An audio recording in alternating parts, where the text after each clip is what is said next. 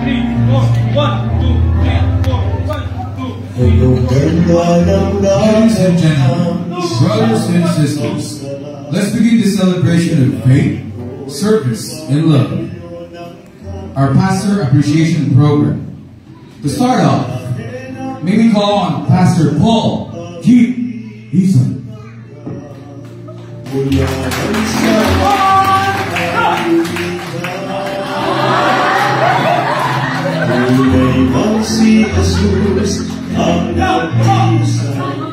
And to conclude our loyalty anthems, may we call on our senior pastor, Pastor Jonah Badilis. Let's all sa tulong ng isang mga ngalan habang gabi. Left face! March! 1, 2, 3, 4. 1, 2, 3, 4, march!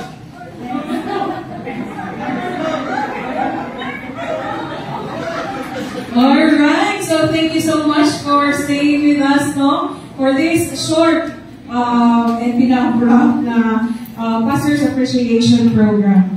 And at this moment, we will take some time to listen to some heartfelt stories and reflections, precious life lessons learned from Pastor Jonah and Pastor Paul. So you see, the beauty of being a pastor's calling is not only found in their powerful preaching behind the pulpit, but also in the quiet moments, in one-on-one conversation, or in a comforting word during difficult time, or in a simple prayer that strengthens someone's faith, or even the mga times na ginabuhit ni Pastor Jonah or Pastor Paul, nga nakitime karon, pagstorya ta, or ano, natin mga na moments. So today, we will hear from some of our brothers and sisters who have been personally touched by their lives and ministry. I know nakitang tanan gusto maghatag og message, no? Para sa ato ang mga pastors, but nanay gipang select na si Ate Abeth sa paghatag sa messages. So let us open our hearts as we listen and be inspired by these testimonies of faith and love. So, just a brief po na context. So, i-assign ko kay Pastor Paul, what have I learned, the life lesson that I learned from him, may it be on his sermons or kaya one-on-one session, one-on-one talk with him. Pero isa sa mga life lessons na nagtatouch sa ako is during his sermon katong cross-shaped love, wherein he stated dito kung usa jud ang sense atong ginaingon sa Ephesians 5, submitting yourselves to one another. And we're connected po siya sa ato ang waligon na it is to show your love to your fellow brothers and sisters here on church, thinking of them highly more than yourselves. And in many ways, that is our ministry. Na in what ways can we serve to them, and that is how we show our love to them.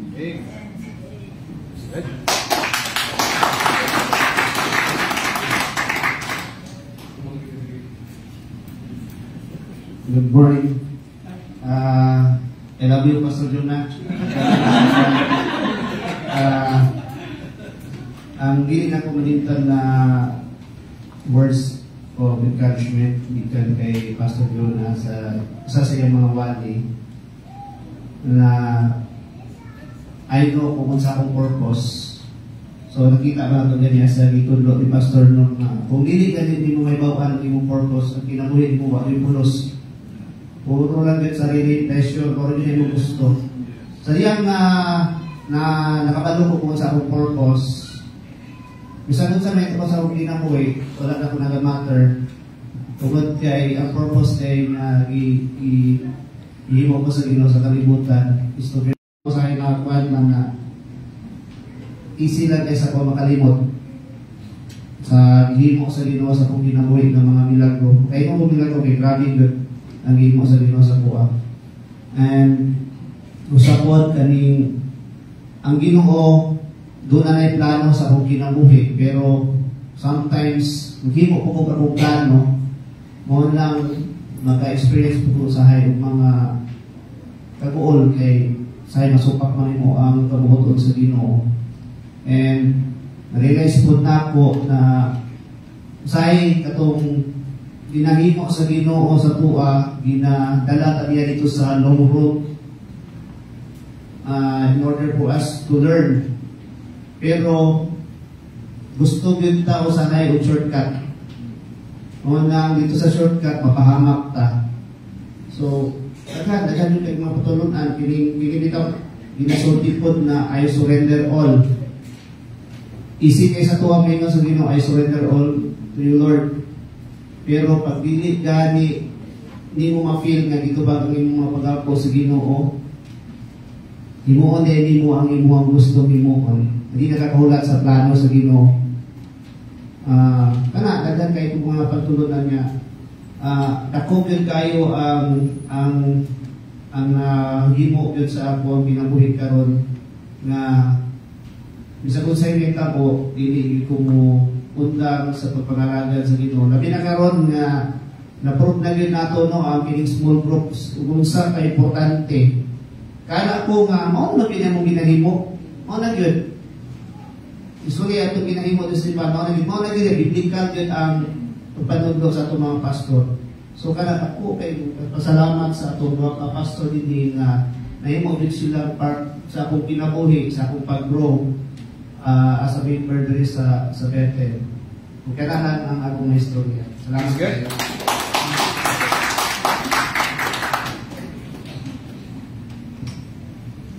Pin mo daw po, Pastor. Okay, mga 31 years na nako ng pastor si Pastor John. Can you imagine that? That time siguro mga 22 years old ka ba, Pastor? 24? 23. So, si Pastor, he is 10 years younger than me. Pero sa maturity, mga 10 years older ako. Kaya sa iyang pagpanudlo, iyang ako nag-grow yun spiritually. Kung unsa pastor wala niya ginahikaw ang iyang shoulder to cry on. Maragani, basta namin problema sa mga bata, labi na itong nagtrabaho pa overseas or sa parang kung husband, so marang kong single mom. So, ang mga problema, di man ako pwede is sumbong sa atong bana, no? Kaya napagano siya dito sa kayo na lugar. And dapat lesser ang iyang ano. And it is always si Pastor John ako ang nagtuan. And then, kung naminyo na siya, si Russell Gold. Pero ulitaw ko mga siya, ato, di ba, Pastor? You're still single at that time. Nag-start ang Bethel, naanami as pioneer members, very katong sa iyapang Papa kang Pastor Teddy. So when God called Jonah for this, one ay pinaka-tako ng blessing akong consider for me and my family tungkol kay grabe ang iyang role sa pag-move sa amuan. I would never have been so peaceful in my life, so feeling assured on that everything that comes my way is ang kamot sa Ginoo na. Ang emphasis ni Pastor Jonah sa sovereignty of God was really very important sa ako in all aspects sa akong life, especially sa salvation. And very young then, but very deep na ang iyang maturity when it comes to the doctrines. No? So we are so blessed, my family is so blessed to be under His shepherding. So I thank God for His life. Sa inyong duha, sugot ko kay Pastor Paul kaya anong sabi ng So Pastor Paul, me and my family is so grateful sa imong actually, first impression na ako siya sa sugod pa lang na hindi natin bataan niya. Marang maggulang pa sa kong istorya. So, but I was so amazed, and it's very challenging for me, I think, for every man here, how kanang focus on yung life sa pagsali sa doktrina, and how he not filtered, kundi sulti yun yung tanan, ang tangay na ito matungog, ili ang natong gusto matungog. And that is something I really I'm grateful sa Ginoo because we have given an additional pastor na mo counterpart sa and Pastor Jonah. They're really good tandem, both of them. And thank you for that, Pastor Paul. And kung tama, umang na for more years to come after yung mga kasal na hindi ko lang mausap ng dana. Kasi mga ulit 10 years. Anyway, karon kay Pastor Jonah, ipag-send niya agad sa mga gabi na part ko sa mag-send of message sa iya na ano ka na. Saan ako isulti Pastor Jonah na kung pwede lang papa na tawanin mo, ano? Eh, kuya, papa, tanan na ba? I mean, for the past 4 years, since nakailan ako siya, there are actually 2 things na akong narimay pag matubang ko sa iya. That's number 1 is about leadership. True leadership, and number 2 is humility. True leadership in 2 ways. Number 1, the pagiging leader sa akong pamilya, not by talks, but through walk. Walk the talk, kumbaga. Because I know there are a lot of limitations, pero I always consider him as my role model sa pagdala sa pamilya. And I know sa iyang part, he has limitation, but he showed me the way how to do that. And number 2, leadership in terms of instead na i-please, but to serve consistently. Ganing instead na for the past 31 years, na nag-serve or 30 years, 31 ba, Pastor? 31 years? No? 31 years. He showed me that the true leadership is to serve others. And that is something na very hard to do and very hard to be consistent with. And number 2 is humility.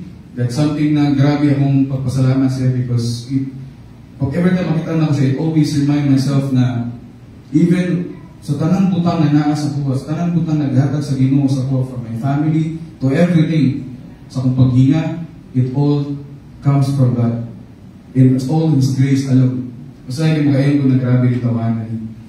Kanang nagasulti siya o mga butang na kanang real time maapektuhan ka. Like for example, kanang ngayon siya, gina-share niya. That is a number of aming sa iya. That is something na gina-look forward ko na ako years to come na ma-apply na ako sa kagalingan. Thank you, Pastor Jonah and Pastor Paul. And thank you everyone who have shared their testimonies. And those are reminders for us na the works of our pastors are not in vain. So their ministry continues to touch hearts, shape lives, and draw us closer to Christ. Indeed, as Galatians 6:9 reminds us, let us not grow weary in doing good, for in due season we shall reap if we do not lose heart. Thank you so much, Pastor Paul and Pastor Jonah. Let's give our pastors and all the sharers another warm of applause. Tunay na ang aming sarili ay nagpapaalala kung paano kumikilos ng mga pangyayari ng Diyos sa pamamagitan ng buhay ng ating mga pastor. Bawat kwento, bawat patotoo ay larawan ng kung paano sina Pastor Jonah at Pastor Paul ay naging mga instrumento ng pag-ibig, karunungan at pagpapalakas ng Diyos sa ating sambahayan ng pananampalataya. At ngayon, bilang isang munting tanda ng ating pasasalamat at pagkilala, nais namin italaga ang sadaling ito upang pangalan sila sa isang konkretong paraan. Ang mga munting handog na ito ay maaaring maliit kung ihahambing sa dakilang impluwensyang ibinahagi nila sa ating mga buhay. Ngunit ito ay magmula sa mga pusong nag-uumapaw sa pag-ibig, paggalang at taos-pusong pasasalamat. Habang nabubuhay ako'y magpapasalamat sa Diyos na siyang nagkaloob ng baston sa ating lahat. Siya'y lingkod ng Diyos. I'm asking pastors to open the gifts.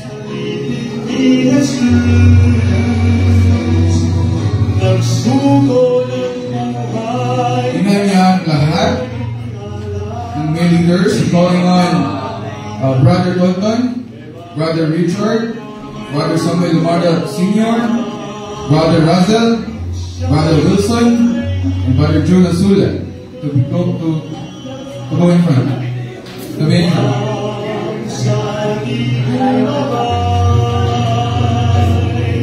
At sa kasalanan, tayo ay mawalay sa kalooban ng Diyos ay maging Hinaan niya ang lahat at tumayo habang sama-samang awitin ang kanta. siya'y hirap at tunay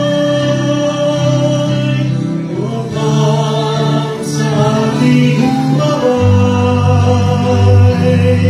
at sa kasalanan tayo ay mawalay sa kalooban ng Diyos ay maging kaagapan.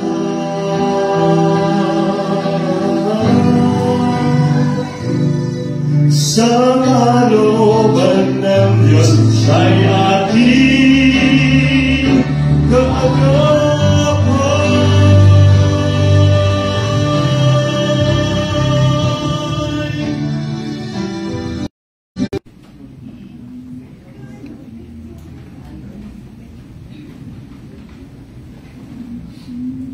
Requesting all men in front to raise their hands and have Brother Samuel Maya to pray. O amahan nga langitnon,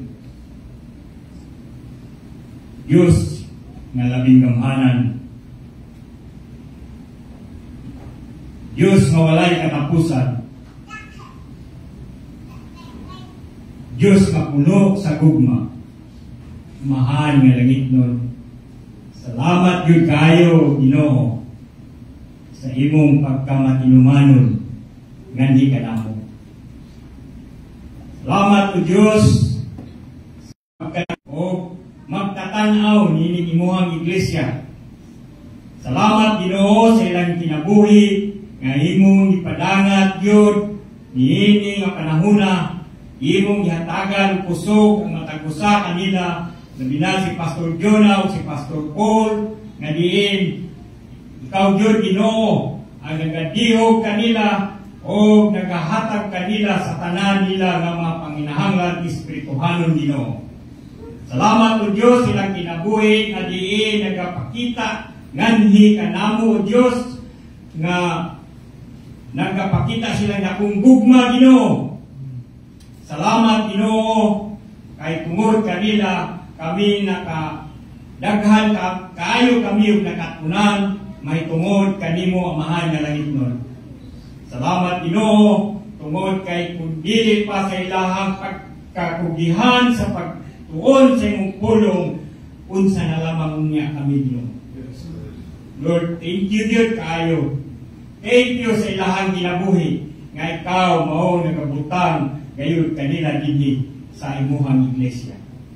Salamat kayo Dios ug agaampo sa ako Ginoo nga ikaw magauban kanila sa kanunay. Padayon nga magahatag kanila sa kusog ug kapasko Ginoo. Padayon sa ilang pagbuhat Ginoo sa imong buluhaton Ginoo, amahan nga langitnon. Daghan pa kaayo ang ilang mabuhat, amahan nga langitnon, sumala sa imuhang maayong pagbuhaton sa ilang matagusa ka kinabuhi.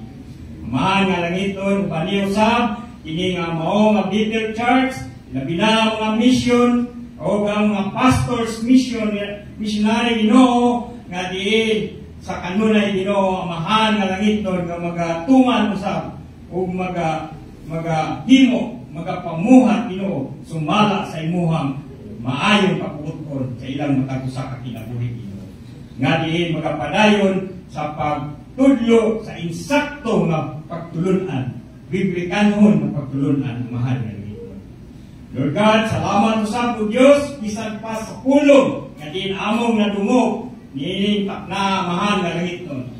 Naot ka katong pulong among nadungog, nga din mo abot sa matagusan namo kakasing-kasing Ginoo, o among may kinabuhi ang mahal nga langitnon. Bani, bisan pa ang mga leaders sa small group, sa mahal nga langitnon.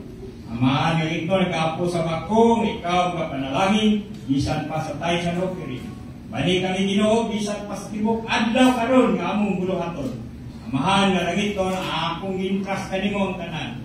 Panalangin ang tanan o Dios, ining na amahan nga langitnon. Ining tanan akong gisabi, tinauman, nga madawat pinaagi sa ngalan ni Jesus kamong Dios o kamong manluluwas. Amen. Now unto Him who is able to keep us from falling, and to present us faultless before His presence with exceeding great joy and glory, to the only wise God our Savior, glory and majesty, dominion and power, both now and forevermore. Triple Amen. Amen.